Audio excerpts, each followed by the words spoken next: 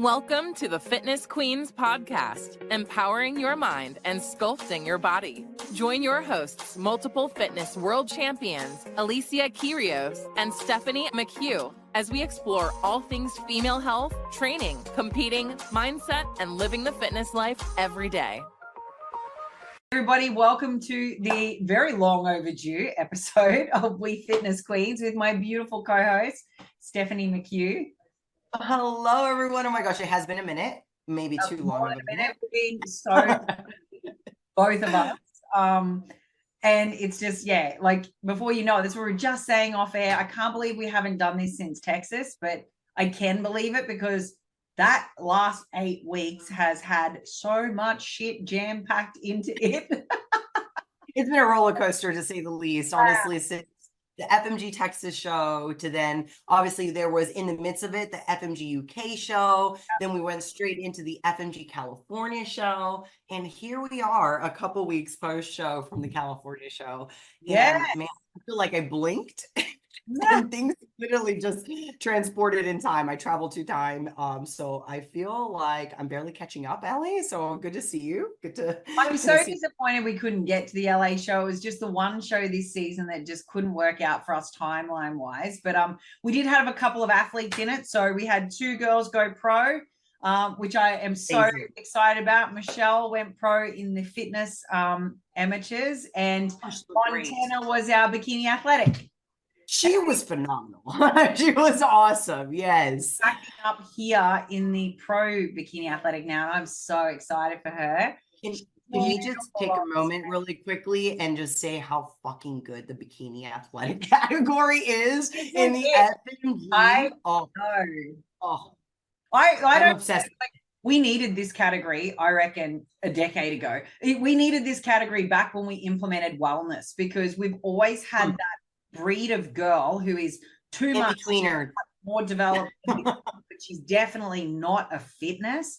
And then we always had those girls that were thicker, lower dominant, gorgeous, curves that were like more mass, more development, but definitely not bikini, absolutely not symmetrical enough for fitness. We've always had these girls, and now I love that they're owning these categories, and it's so beautiful to see. It really is. But I really love athletic. I said to Pauline, I'm so worried about growing. Can I slide into athletic?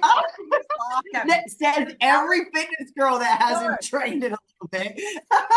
I mean, if you're listening to this and you're like, oh yeah, I've taken a few years off, or a few time, a little time off. I've lost a little mass, maybe I can just go into athletic. And I think it's just a beautiful category. I mean, it's really suited, like you said, for the girls that were the in-betweeners that maybe were too big for bikini, but yet not big enough for fitness.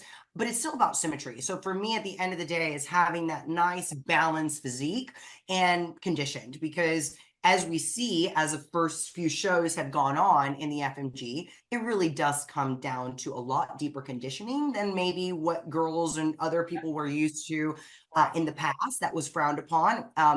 Ching ching, me myself, that always got told you're too lean, you're too much, like all these things. Yeah.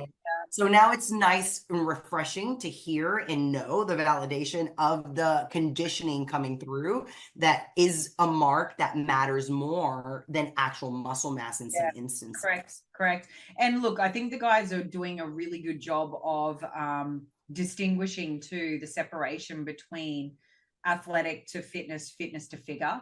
And, I know it's something Pauline and I have spoken about a bit, and she's really wanting to cement that Bikini Athletic is that similar sort of size, condition, shape as like the IFBB Pro Bikini would be. And then we're looking, so that's like a baby symmetrical fitness, right? And then we're looking at fitness being super conditioned, super symmetrical, really great, muscular bellies and development, but not as big as figure and not as deeply conditioned as figure. So she's really trying really hard to make this really clear delineation. And I love this because, I think this is something that all the fitness girls should really listen to. Don't go thinking you've got to do hard gear, get massive, because it's not like that at all. I would rather you go get me symmetrical, get my glutes perfect, and let's come in conditioned and lean, but I don't need to have fucking striations in my ass. I don't. Yes. So what you mentioned there, though, because I hope anyone that's taking anything away is taking notes that all these classes have their own level of conditioning, different balance and symmetry. But at the end of the day, every class is pretty much judged on the balance of your glutes. Do you have density in your glutes? Are they firm? Are they full? Do you have that shape that's going to make the rest of your body look actually balanced? Or is it going to make you look imbalanced? Because that's going to kind of dictate your category, like we were saying, right? So if you're lower body dominant, you're most likely going to be, favoring that wellness class. Versus if you have balance and you have symmetry, but your muscularity and your density and your muscle maturity is getting to a level that is maybe deeper than that class requires, then you just bump up a class, which is beautiful because now everybody has a category. You don't have to just feel like, oh, I'm too big, I'm too small. You actually just have to worry about your presentation at this point and making sure you bring a balanced physique for those classes, unless you're a wellness, because that's imbalanced when it comes down to the proportionate side of things. It's definitely not proportionate. It's like just more lower body heavy, but that does not mean soft. That doesn't mean just, more body fat levels. That definitely requires a level of conditioning that brings out the lower body muscularity. So that means that your hamstrings, your glutes, and your quads have to match. They cannot be one softer than the other. Like you've got to have the muscle bellies actually popping, maybe have a little bit of separation between the muscles, which is going to really be conditioning. It's not going to come from just having the nice shape, which is, it's normal for, an I wouldn't say everyday person because it's hard to kind of get that shape sometimes. But it does come with a genetic profile. Yeah. Look, absolutely. Genetics do play a part. And then I think, training over time, if you want to really sit in that space, you've got to really manipulate the physique to be there. But you are right. There is nothing soft about wellness. Don't think you'll slide into wellness because you're not quite lean enough for fitness, because you ain't going to win anything if you take that attitude.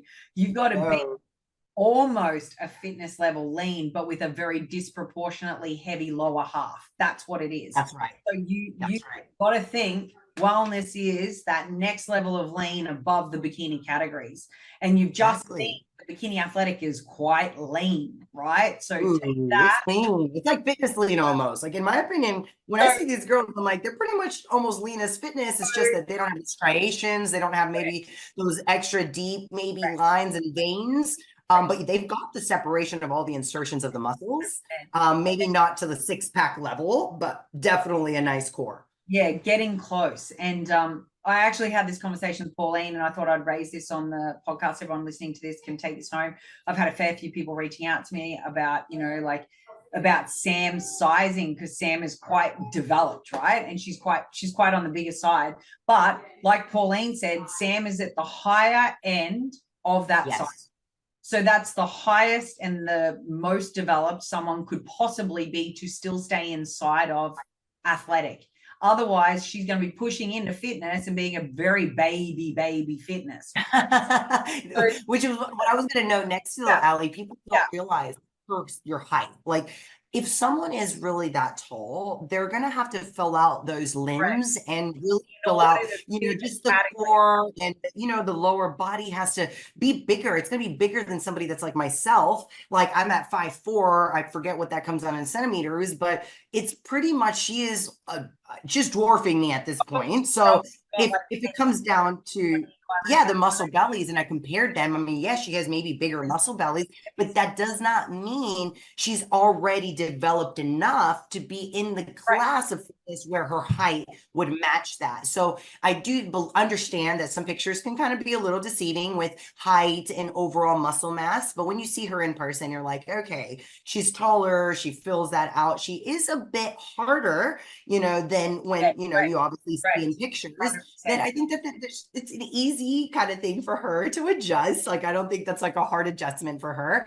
If she comes in as hard, which again, I think is a beautiful look. I loved it. I thought it was a great package that she was able to bring in, but I understand that some people might get a little bit more confused with where is that muscle mass, maybe shoulder cap, and you want to think no bigger than a Sam, and remember Sam has height. So if Sam was shorter, she would almost be too big for the category then. And I'm going to compare her to the previous athletic champion. That was Paris Causley, and Paris won in Texas, and they were actually literally the same height. Like, I was kind of comparing them. They are so tall. So if you don't know Paris, like, Paris is actually like an Amazon girl. Like, she is super tall. She's like a supermodel. Like, she's, I forget, she's nearly 6 foot. So she is such again, a great aesthetic. Her muscle belly's filled out. She had great conditioning. But her density wasn't on that high end like Sam. So I understand how some people might be a little bit more confused on that end. Because Paris is similar. A perfect example of it as well, right? So this is why I thought I'd raise it, because anyone aiming for this category, you can sit from there to there, right? Yes, that's exactly the spectrum. Like, from a leanness standpoint, both of them in great condition. Top end, that you don't know more than that. You can't go more than that. And don't be less than that either when it comes down to where Paris was. Paris actually had, again, those muscle bellies popping. Could she have been a little bit bigger, maybe like going into what Sam was? She probably had room to grow. But at the same time, we're not looking at the density of the muscle as much as it's the symmetry that we're talking in the balance of these physiques. So if we're talking about a 5 foot girl versus a 6 foot girl, that density and muscle is going to look massively different. So the joints are obviously going to be smaller and more petite. If somebody is bigger boned and obviously has a longer torso, longer femur, it's just going to look aesthetically different. So try to make sure that you understand the dimensions of people you're comparing. So why I bring up Paris and Sam, I feel like they're just a really good example of how the tall girls can look a little bit more muscular than maybe a girl that is shorter and is more petite. Exactly right. So I think that's worth saying, because, you know, we're obviously girls starting out to look at the crown and the rankings, you know, for where they're going. So I think that's a really cool way to showcase the two differences, but both crown levels, both capable, right? And that's your highest end, and the leanest, like you would ever be able to go. Don't go any more than leaner. Yeah, don't go leaner than them. Yeah. Category. And then there is obviously, you can win at Paris's level too. And Paris was also super conditioned. It was just a different, not quite so hard and dry. Different muscularity. If you really come down at the end of the day, it's different muscle mass and maturity. I think that, you know, you can always tell, right, Ali, right when you see someone, how many years they've been training or how long they have under the belts. Yeah, exactly. Like, she's, again, like, potential is massive. So anyone that has ever seen her in person or has watched her on stage or maybe watched live, the girl's got like just an incredible aura to herself. She's got an awesome work ethic, and she's shown time and time from year to year how she can improve. So that's what this is about. Like, this sport is all about improvement. So if you're listening, please take that away. We aren't this just to compete. We're in this to improve ourselves. And yes, we have a standard. We have something. And I love how this criteria in FMG is so much more easy to understand. And it's not a moving target. It's not like one show is changing to the other. It's already shown that from 3 pro shows, it's the same kind of criteria we're looking at. It just ends up being that maybe the champion looks different because of the people that showed up. Like, exactly right. You still have to remember all the marks. We talk about that all the time, is that, you know, unfortunately, sometimes you have winners that are just the best on stage on the day. That doesn't mean that if you were to throw them onto a world stage with a lineup of Aussies, that they're going to get anywhere, because they might not. They just might not. Like, that's facts. But, you know, you've got to remember, it's just what's best on stage on the day. And sometimes those people will be super competitive, and other times they might still have a little bit of room to move and grow and get more competitive over time, right? So sometimes if you're looking at the winners of the show, I would always sort of go, okay, who has consistently won and won in big shows with big lineups, because they're the ones you want to look to more. They're the ones that you know will actually be a benchmark. And if you're ever in doubt, reach out and ask, because, you know, there's going to be people at the top that are going to give you really good sound advice as to whether or not you're right for this category or this category. I always get people DM me and ask me where I think they should sit. And I welcome it. Please do it, because I'll always tell you where I think you should go, or if there's a crossover and you might still be in between a couple of categories, how long I think it might take you.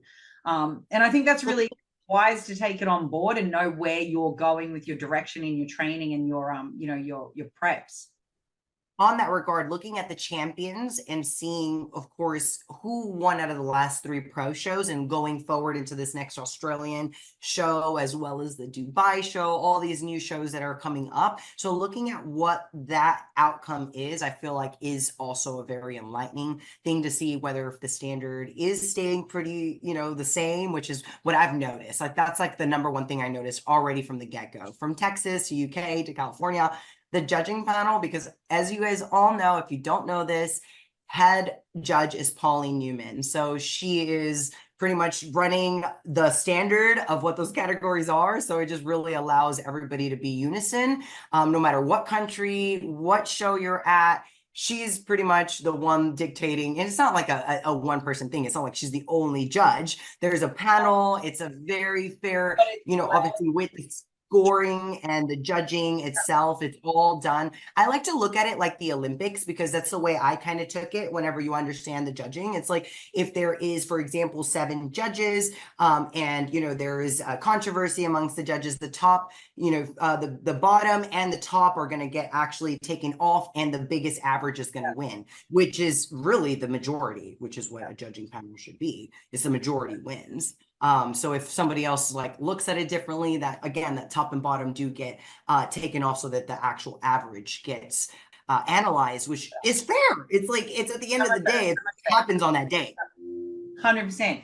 And it's just really good level of consistency with really quality training that goes into how the judges are actually scoring, and then it gets tallied by someone completely removed from the actual judging process that's adding everything up, and then you get your winner. And it's not okay, there's no conversation amongst the judges. There's no, hey, we want this person. It's no, fuck no, we tallied them, that's it. That's There's a number. Yeah, you received a number from each judge, and it gets tallied, and it's again, it's pretty straightforward. So I love that transparency, and just the fact that, I mean, heck, we're all getting feedback within, like, honestly, if not a few weeks within the show, pretty rapidly after the show, and the placings, and like knowing where you stand within the top 10. It's just a beautiful thing as an athlete that you know where to go in improvements, how to go back to the drawing board to really actually see what next show or when is going to be a great, you know, following up show for you, if you need more building, or if you just need to go condition a little bit further and just do a back-to-back show. There's so many different scenarios, but if we don't get that feedback, if we don't know where we stand, if we just are in limbo, how the heck are you supposed to plan out, you know, what that next move is? So I love all of these changes, and I really think that the biggest difference is the experience. And I don't know what your takeaway is. 100% is. 100% is. Even just, you know, speaking to people that have maybe done previous shows that are now like, wow, it's just a whole nother level again. You know what I mean? But I mean, look, that's coming from us in Australia, where we've always enjoyed great shows. So we're a bit spoiled.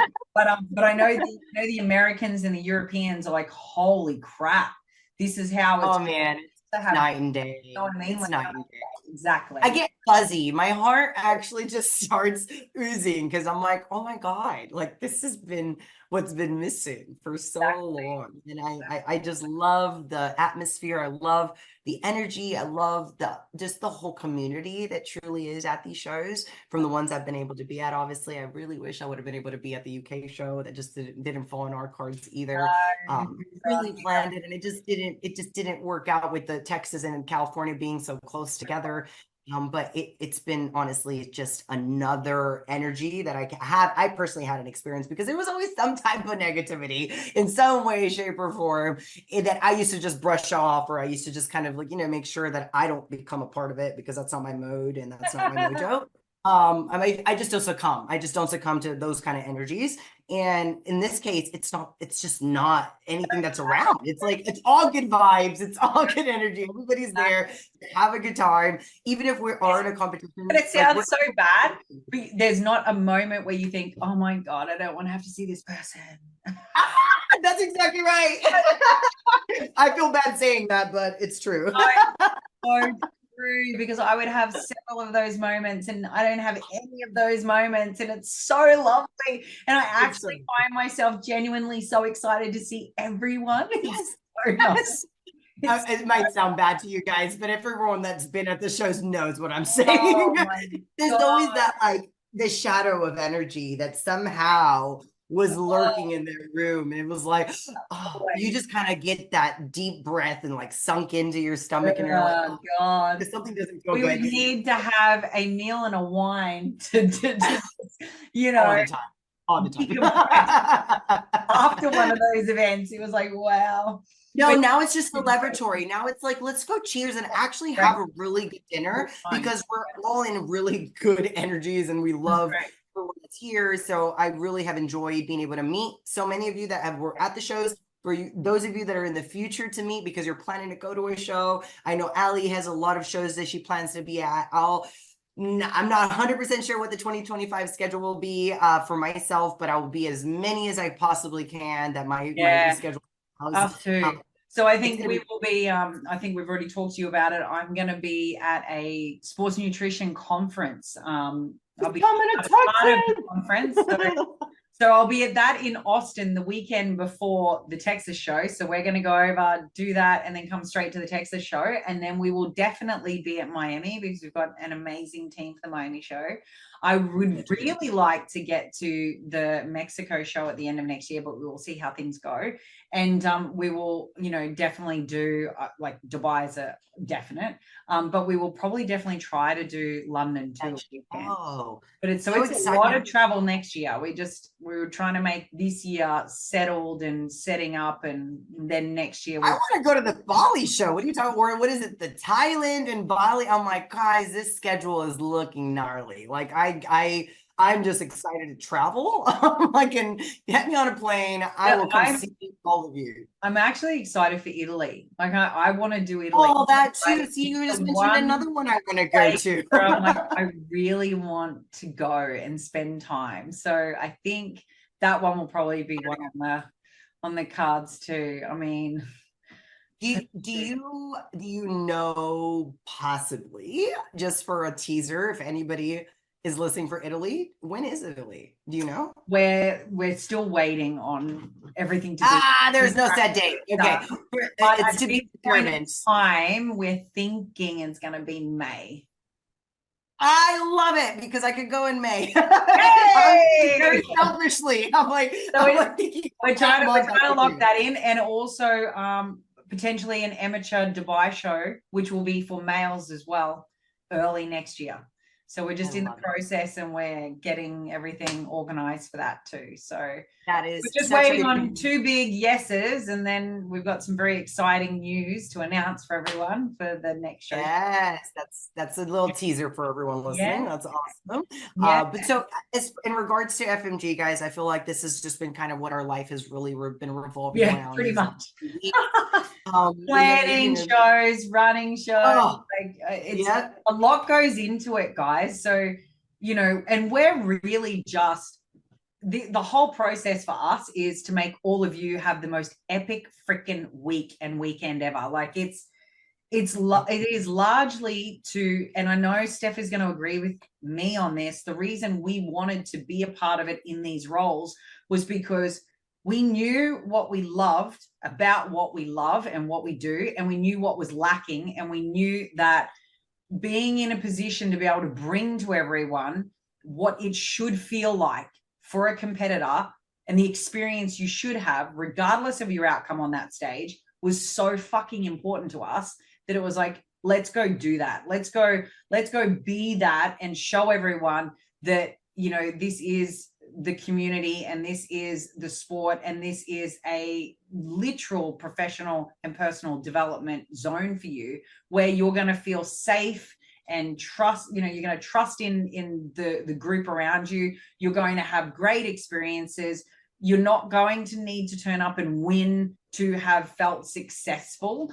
There's going to be so much else that you get out of it that you're going to love coming back again and again until you do get those wins, right? Because it doesn't happen overnight. And I think when you've got clear direction and you have beautiful memories being built and beautiful experiences, you don't mind taking feedback away and coming back and getting better and chasing something. When it's transparent and it's full of integrity, you are thrilled to have the ability to go progress and improve and develop yourself. It's just, that's what we wanted to build, and that's what we wanted to be a part of. And for us, that's what these shows mean. Like, I'm like, I don't care where you come from, who your coach is, what you've done previously. I just want you to turn up, have fun, turn it on, and feel like an absolute superstar by the time you leave. That's all that's important to me. Oh man, everything you just said honestly gave me the chills, just you saying it, because it's exactly what I do feel. So I do agree with you 100%. Yeah. And it's mainly more about our community. I think at the end of the day, for us, I know it is for me, is I had a big backbone in my community that I felt responsible for. And I felt like we had no home. We had nowhere else really to go when everything happened. And thankfully, this new seed and everything that kind of came to fruition with the FMG has just been a blessing. It's been a blessing in disguise for a lot of us that may have not seen that, really understand it, and still don't understand it, think this is a rebrand. This is not a rebrand. This is not anything to do with the last federation. So please just understand that there's nothing lingering, nothing that's associated, nothing that's affiliated, nothing that comes even from the bad. If anything, I don't even feel like any good was taken, just because everybody that was good left, or everybody that was even, in my opinion, worth any type of human status, because anyone that wasn't a human wouldn't agree with what was going on or happening. So if you're human and you have good, purpose, as well as just good integrity to yourself, and you've just always wanted to be a part of a community that was supportive, positive, and always brought really, really fair judging, which is where I feel this kind of underlays this. I feel like if you're a genuine competitor, like, you genuinely thrive on the concept of getting up there and having balls to the wall, battling it out, taking the L's and going and getting feedback and coming back, to try to get the W, then this is the place for you, because you'll never feel unworthy in a process of improvement towards the win. You will feel supported in the journey. You will feel seen. You will feel validated. You will feel all of the beautiful things that matter. And you'll also know that when you get up there in battle, the fucking best person on the day is the one that wins. It's got nothing to do with anything else other than they were on that day, on that stage, for whatever reason, the best physique and the best presentation. End of story. You know what I love more is because the best person wins on that day, it's all recorded live. Not only do you get to view it live, it's actually recorded to where you can go and actually see it for yourself and review the show the way the judges saw it. So if you were questioning, well, I thought I had better glutes, or I thought I had better abs, or I thought I looked better conditioning, it's like super subjective to what we sometimes think we see to our body. And then lighting comes on, and then our, little extra body fat moves, and we're like, oh, I didn't expect that movement to happen on stage, because the stage was slightly slanted and I tripped and I jiggled a little bit. So all these things come to light, and I do love the part of how transparent it is. It's like it's not hiding anything. It's literally just wait for the Vimeo to come out, and you'll literally see everything that happens that stage from the lighting perspective, the judging side, and you're like, oh yeah, I didn't do as good as I thought I did. And then sometimes those pictures aren't, they're enlightening, but sometimes they give us what we want to see. And it's like, well, we posed so perfectly for that photo that we didn't see the movements in the transitions. So where there comes that conditioning that might have just been a little out edged by the person next to you. Exactly. So it's just knowing that it is a sport. You do have marks, you have criteria to follow. Yeah. So if you don't do what you expected to do that show, it's not about just saying, oh, F this, I'm never competing again. No, exactly. It's more about Don't knowing come you back. can actually go back to the drawing board and say, well, what is it that I lacked? Was it muscularity? Was it conditioning? Was it balance and symmetry? Was it my presentation? Because I really didn't know what the fuck I was doing up there with my presentation. Because at the end of the day, I see that happen a lot. I do too. I do too. Like, and look, I've actually seen a first place get taken from one and given to another based off of posing and confidence. Oh, I've seen that. And it's like, wow, how did you do that? Why did you do that? Why did you let that go? Like, it's super frustrating. It's mental as well as we know, muscle memory. Can we get that pose to be on and just stuck on for a certain amount of time without you even thinking? Because when we're on stage, you black out. I don't think I've talked to any competitor that is just so into the moment that they know everything that's going on. You have something that's like a little bit lost in your realm, whether if that is in your whole zone, or again, a blackout moment where you're like, I forgot everything. Like, versus I can kind of sometimes remember, like, I just focused on one thing, and I remember seeing that light, you know, that was in the middle of the whole stage. Like, that's what I focused on. So because of that, we have to remember that your muscle memory is what comes out on stage. What you practiced over and over again is what gets, you know, as second nature on stage, right? So the start of prep is so important. Don't leave it to your last 6 weeks, because you are not going to shine up there like the girls beside you that have been doing it for 20. Just remember that. You want to be starting it from like 20 weeks out. You don't but have it doesn't mean to learn how to walk. I think a lot of girls get this wrong because of where we came from. It's like, oh, but I have to have the best walk. I'm like, look, walk really doesn't. If I'm really honest, walk is cool, but that's not what matters anymore. Like, please get that out of your head. At all. The walk is cute, it's cool, but it's not. Yeah. In your comparison rounds, what really matters: can you stick your pose? Can you flex your muscles? Can you actually kind of have that nice little tightness in your abs and your glutes because you're hinging, because you're extending? Like, what is it that your body needs for you to really position yourself? So I find that this is more of what most competitors need to focus on, not just the prep itself. And I know before we've talked about start your posing sooner, start your posing, you know, as soon as prep starts. But I honestly feel like that at this point, it's about doing posing year round. It's not even about 100% almost. Yeah.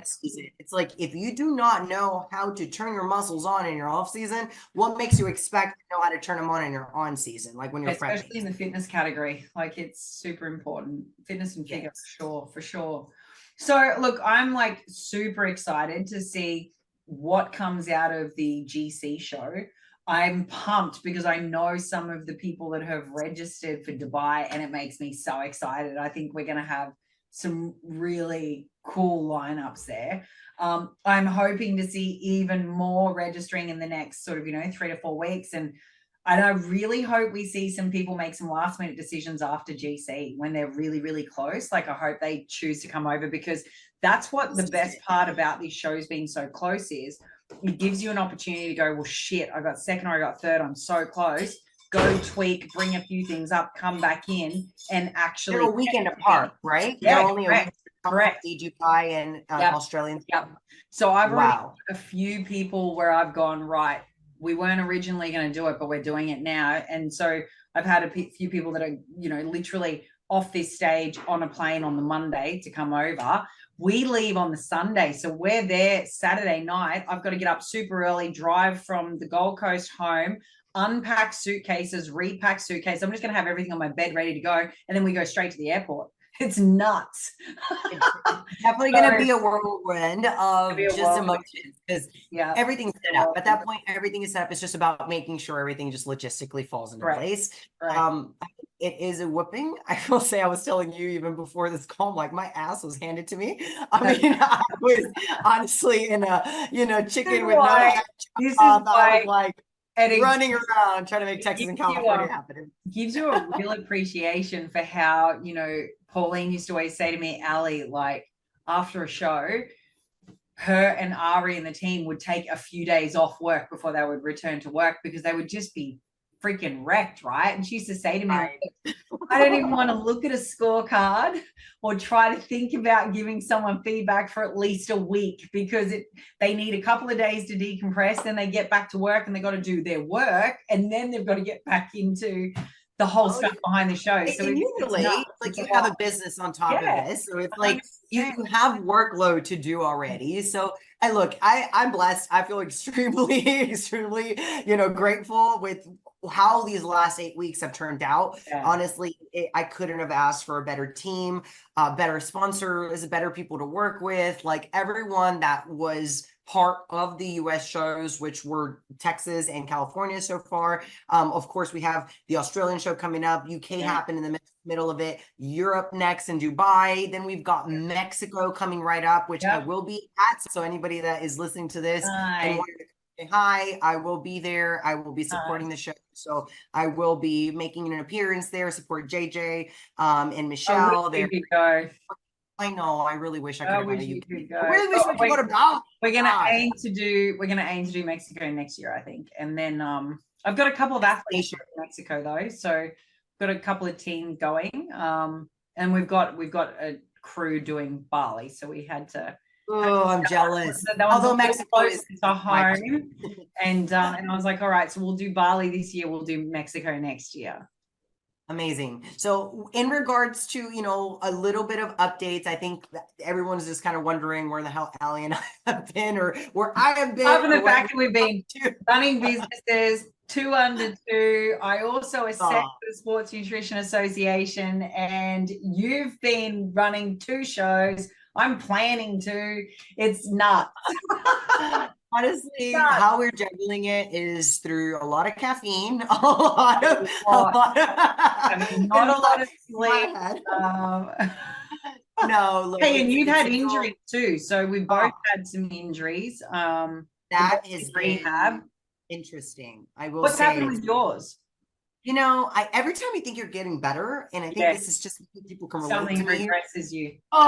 Then something else pops up, and you're like, I thought I was better. I thought everything was healing right. You know what? I'm going to throw it out there, Steph. What? You're actually starting to get a little older. Damn it, Allie. You've been like 5 years old for a long time, but I feel like we are now inching out of and close to out of the 20s. Yeah, well, I am going to be aiming 32, so I guess you're right. There we go. You're definitely going into a little bit higher, into the 30s, which I do understand hormonal changes as well as joints and muscular changes. I just find that it's a little bit more, you start to get a little bit more predisposed to injuries. I find it's actually a thing. Yeah. I feel like the injuries are just catching up to me. I feel like these things have prolonged, and I've just been like, capping them and being like, you're not there. You're not there. You're putting Band-Aids over things. Putting them under and digging these holes. And I'm finally at a place that I'm done with trying to Band-Aid my injuries and pain. I need to find the root of the problem. I've said this a lot on my stories when I do hop on. I'm like, look, my injuries are still there. I'm trying to find the root. I think you look amazing for someone who's had persistent niggles, and where you haven't been able to do your usual full pace, training. You look incredible. Like, no one would know that you have been suffering limitations in the lifts. Do you know what I mean? Like, you're really lucky that you had such a beautiful base before you had them really knock you. It really set you up for success. Like, you're not. That is where I give it to them. But you haven't lost your shape or your edge. You haven't. Well, I really do think it comes down to those years, as we're talking about foundation, and what matters more is having that base. And I feel blessed that maybe the times that I've been able to, last couple of years regress from the intensity of training.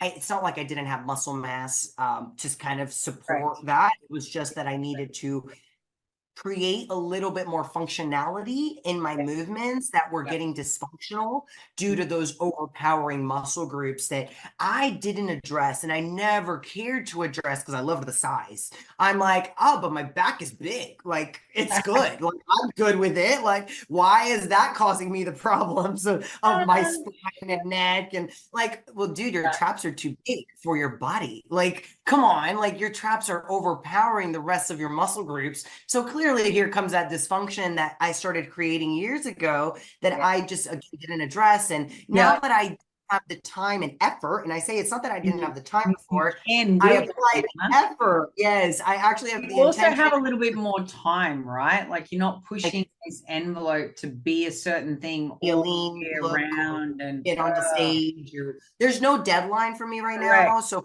that's my plan. I plan to get back on stage with the non-determined exact date. I just know it doesn't need to be forced. I know that I'll get back on stage with my body a little naturally.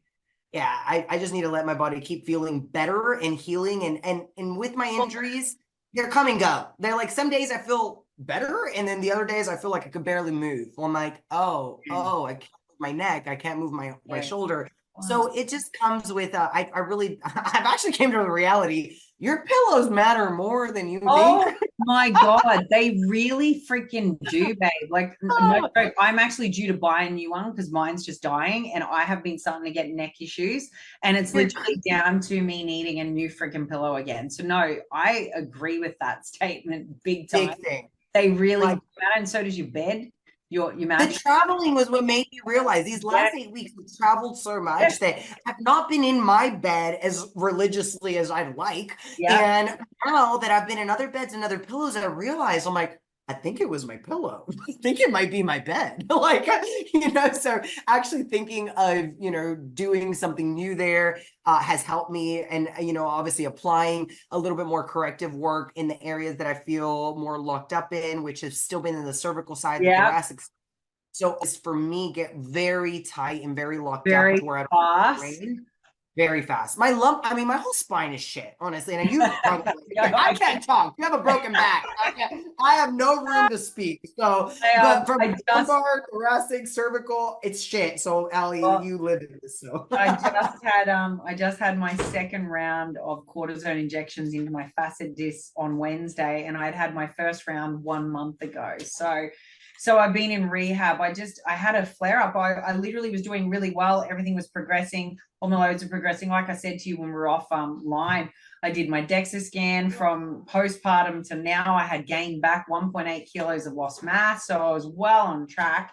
And then I just picked the kids up one day the wrong way and boom, that was it. That was it. I just, boom, it went. And I was like, oh my fucking God, here we go again. So I've avoided having to have the epidural nerve root blocker, which is great. I've just had facet discs done. And what we identified was from all the years of all of the relapses, my multifidus, which is incredibly important for all of the stability and, lumbar support and hip stability, the whole thing, it runs down the back. You can't isolate it. You can feel it when you get really in tune with it, but it's not like a muscle that you can fire really easily, and it's really hard to isolate. I'm going to this very specialist clinic with these European equipment that basically sit you stable pelvis, stable hips, and it isolates out the multifidus. So we did testing on it. Like more of a tilt, like so you're in a flexion like this and you come right back, but there is no core, no glute activation. No torque. No torque there. It's just really all working. So what they did was they did a Newton force testing. So a force production test, which shows where you sit in the general population, and then also against your age bracket, and then also against your sport. And for my sport, I should be sitting at a 75 to 80% of force production.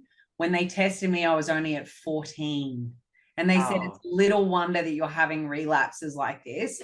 They think that the 2 C-sections I've had that cut through 7 layers of your ab plate so close together has contributed to it all being, like disengaged and weak, right? So Yeah, so I'm going now to this place 3-4 times a week and progressively loading on this multifidus and through the core. And the way that it's working is I can load it post my injections. I've got no pain in the back, but I can feel myself getting stronger and I'm starting to go up in all the weight plates. So at the moment, I'm sitting on a 75-pound movement on it. Within the next 3 months, they want me at 160. So that gives you an idea about where I want to progress to. That's right. But once I progress to this, we should then see translation. What they're saying is translation of strength, progress, and also obviously mass development throughout my whole lower half, ridiculously faster paced, because I'm going to have that, better, broader stability, greater, stability through hips and pelvis. So I'll be able to actually do the lifting safely with a lot less. Your technique is going to be awesome. Like your technique, right? So you probably have great form. You're overcompensating on probably those trap muscles to pull when you're lifting, rather than allowing that pelvic tilt. Yeah, there's so many things that we don't realize we're overcompensating with until we get injured, and then we're like, we got to regress all these things. Exactly. What is the movement, Pat? I haven't announced it publicly, but at some point we will be throwing a third and final baby in.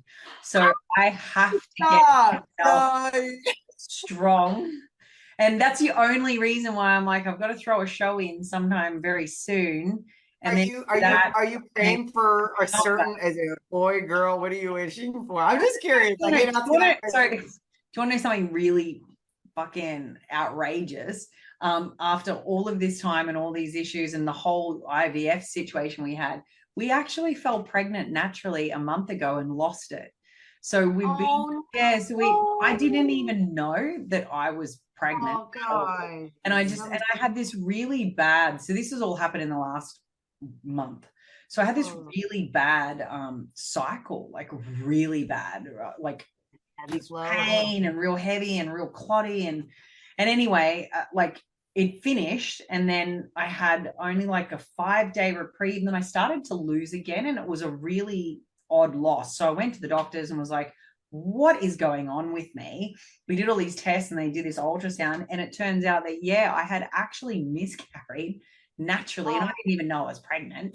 I came home and Christos was so upset, and I'm like, of course. It's not great, but at the same time, I'm like, but it was risky. Do you know what I mean? Like, if we had have actually kept going with that, that's an untested embryo. You have no idea if it has any kind of genetic abnormalities, right? Whereas our embryos on ice are perfect. They're all genetically tested. Anything that was compromised was thrown out. Like, you've only got really healthy babies. There's no issues. Whereas at the moment, if we fell naturally, like 1 in 5, maybe even higher, could have some form of genetic, disruption. And I would really hate to burden a child and a life with the inability to be, capable of being normal. If I could choose it, I would always choose to opt for the healthiest option, and to know, so I had a whole week where I was like, but at the same time I was like, that could have also been, like my body telling me that, hey, this one wouldn't have been 100%. So we'll wait, I don't know. But anyway, so at the moment I'm trying to sending you guys all our love there. I know it's not as much as I haven't actually shared it. We didn't share it on socials at all. This is the first time I've spoken about it. But it was one of those situations where, your hormones are a little out then after something like that. It takes, what they say, about 6 to 10. Well, you were healthier, right? You would say that your hormones healthier. You were in a state of like your body actually thought, hey, let's go. Let's make a baby. But random, that's definitely not where you were controlled, like you said. Exactly. And look, it was that moment of, look, when we will, but it's under our terms on our times when we plan the transfer of a completely tested embryo, rather than, I don't want to just wing it with a natural pregnancy. But it was really nice to know that, hey, the body's doing body was exactly what I was and saying. It's positive, really positive. Yeah, it was really positive and a negative all at once, right? So you can't correct, really be correct. mad. But I do think that, you know, where you're at in like with Georgie and Sophia. Oh my God, and, right, exactly, you know, exactly. That's a lot. Exactly. And of course, everything happens for a reason. Age, Everything for a reason. So age you is just not on my side anymore, so I can't wait. You know what I mean? Like, I would personally probably wait another 3 years if I had it, but I can't. I'm like, I know I have to just go in. Pop them out, Allie. Just get them out here. Build a family. And then I'm literally going to be like, when you take the next one out, take everything out. I don't need it. Just leave my ovaries. Rip the uterus out because it's annoying. It takes forever to come back anyway. And I have a deno, and the only way to treat a deno is with a hysterectomy anyway. So just take it out. I'm not going to need the oven. I don't need it. It's closed. The bakery is shut down. No more baking. No more baking. I love you. That's awesome. Rip it all out. And then after that, I can actually look at making, you know, a comeback in what time the stage is always going to be there. Right. There's no rush. The stage is going to literally be there, whether if it's next year, the year after that. There is no deadline. So just make sure that you feel your healthiest and you actually are ready to take that next step. Look, I think that that's been the biggest beautiful thing about this whole journey too, is that I haven't felt any pressure to do anything. Does that make sense? Like, I'm involved in a different way, and I'm loving the role I have in it, and just being able to help so many people, you know, enjoy this beautiful community.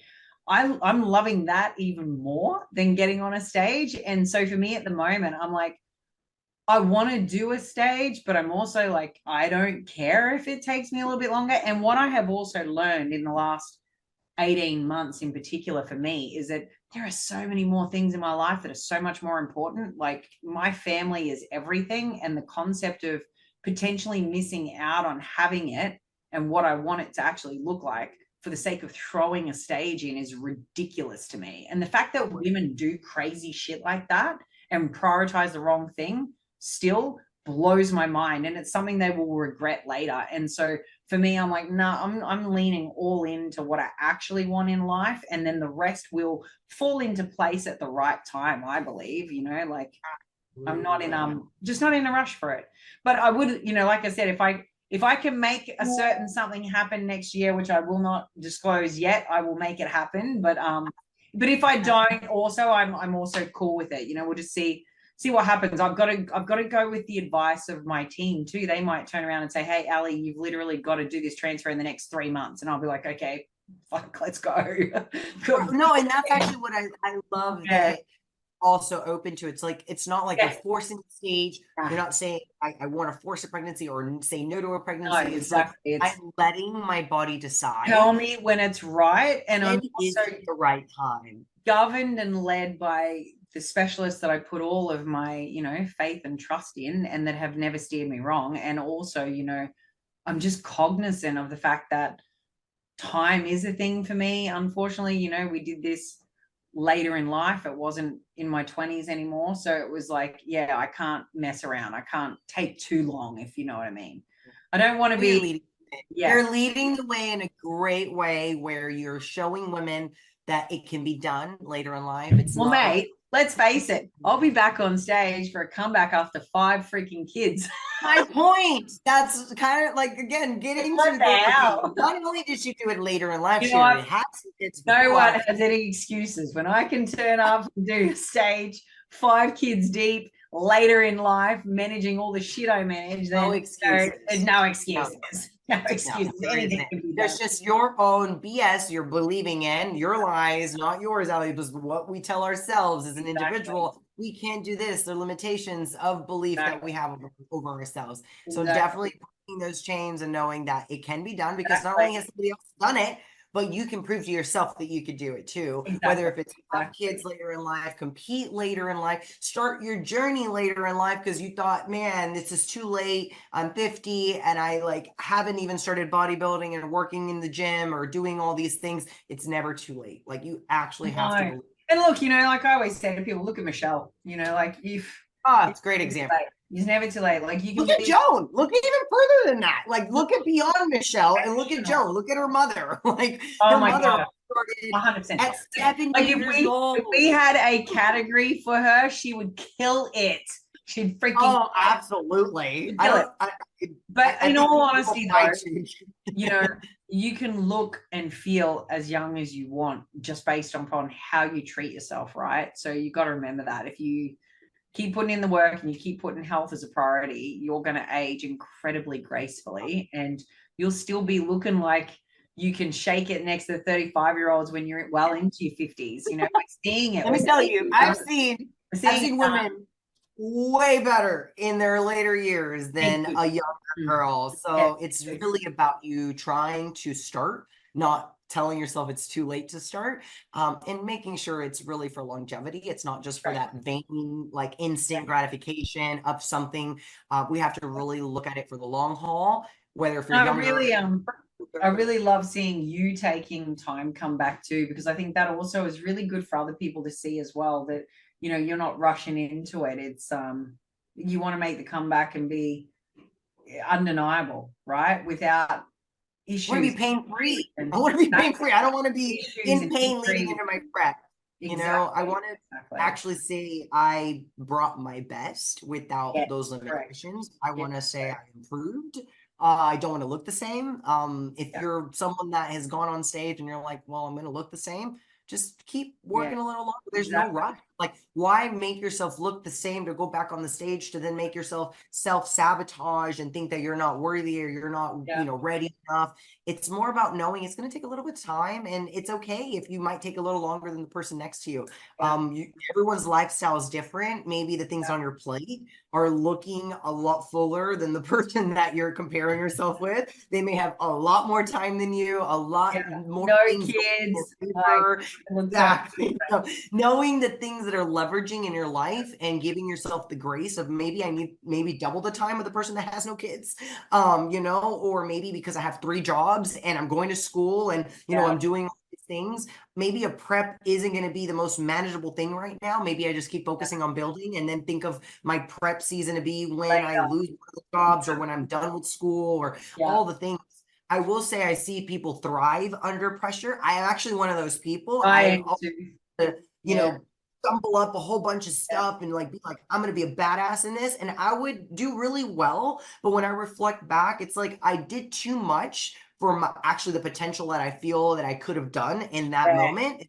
You're still half-assing everything you could have done 100%. So knowing that maybe you don't need to be going 100 miles an hour and putting 10 things in your agenda and not being able to deal with your fucking bullshit, meaning your trauma that you're trying to layer down. And again, my digging and digging and digging of the injuries that I kept suppressing and thinking that I wasn't there, it's just because I wanted to get on stage. I'm like, my wants to get on stage is more important than the longevity I'm giving myself. Yeah. So now reflecting, it's like knowing I definitely know I need to give myself that break. And I'm enjoying the break. Honestly, it's been very, very backwards of what I've ever would have anticipated it would have looked like. It's less training than I would think is necessary, but it's honestly just enough for what I need and for what my body's requiring. So I don't give myself the punishment of thinking, oh, I need to be in the gym or I need to do more. Exactly. I do enough every day for my corrective stuff that is sufficient for my body to move freely. That when loading, it's actually strategic. It's not even loading to my most you know, that's me. That's where I'm at. It's just trying to find blood flow, engagement, activation, know that I'm properly loading my body right. Make sure I prevent the injuries from happening again. So that's really where I'm. Yeah, me too. I love it. It's so good. So that's a recap, guys. That's literally giving you a little insight of where Allie's life is, my life is. We've been working. My biggest upcoming thing, besides of course the FMG shows, is the Dynasty retreats that I am more than overjoyed to be able to share annually with everybody. So anyone that wants to hop on into the retreats and maybe go and tour, you know, an island or do some, you know, really fun boot camps as well as, you know, who are looking at early 2025. So it's going to be at the end of January, going into the early February. Really location, I'm announcing it actually next week. So you guys still with the drum roll, just know that it's going to be somewhere you've probably never been. I can probably attest that to a lot of people. The more, I guess, I studied as well as analyzed this location, the more I realized most people have not gone here. So I feel like it's just like one of those. Cool because it's destination. That's what I said. I'm like, oh, you've never been here, so I know you're going to want to go here. And it's like, exactly. let's see, pristine place that most people don't know of because it's hidden, and it's a very, it's beautiful. So you guys just stay tuned for the location reveal. So nice. But definitely make sure you're following the Dynasty Retreats page for more info if you guys are interested in those. It's open to anyone. You don't have to coach with me. You don't have to train with me at all. It could literally be anyone, anywhere in the world that just wants to come be part of the community. Gilco Productions is the photographer and videographer of our retreat. So you get a personal shoot with him. Individual, which if you guys already know is the most insane freaking photographer out there. He's really, and he's the Olympia stage videographer. So that lets you know kind of what the level of standard that he is. So he is going to be the one that's shooting you one-on-one. And we're going to have Cultivated Beauty on the retreat that's doing all the hair and makeup. So all your beauty services and everything. So it's going to be a freaking amazing time. So make sure you do hit us up there if you guys are interested. You know, of course, the Dynasty training as well as FMG stuff is the only other thing my life revolves around right now momentarily. Is you, Allie, probably the same with Allie's Angels, the FMG and your babies, and that's obviously all this rehab work we have to take care of our own selves. So yeah, this is a little insight, a little fly on the wall for you guys to see and hear what we've been up to. We're super excited for the shows that are coming into the rest of the year, and you know, we're always a resource if you want to reach out, ask questions, get confirmation on categories or shows or you know, potential pathways too for multiple shows in a season that might make sense. Reach out. We're always more than happy to give you any advice and tips. So guys, it's a pleasure to be on here again. And thank you guys for listening and taking your time to spend with us today and just catching up. Seeing what we're up to. Absolutely. And we can't wait to see you all in the next week. And everyone, stay tuned. We're going to be going live 11 a.m. Brisbane time next Friday, which is going to be Thursday night. 7 p.m. Central, which would be 8 p.m. Eastern Standard Time, which is what I feel like the whole world runs around is Eastern Standard Time. So that would be 8 p.m. Eastern Standard Time, Thursday night next week. Yeah, cool. So we're going to be going live on the Dubai page. We're going to be chatting all things show and some, you know, analysis, if you will, too, on what has passed already. So please stay tuned, and we look forward to seeing you all then. Goodbye, everyone. Bye. See you later, Allie. Love ya. Bye.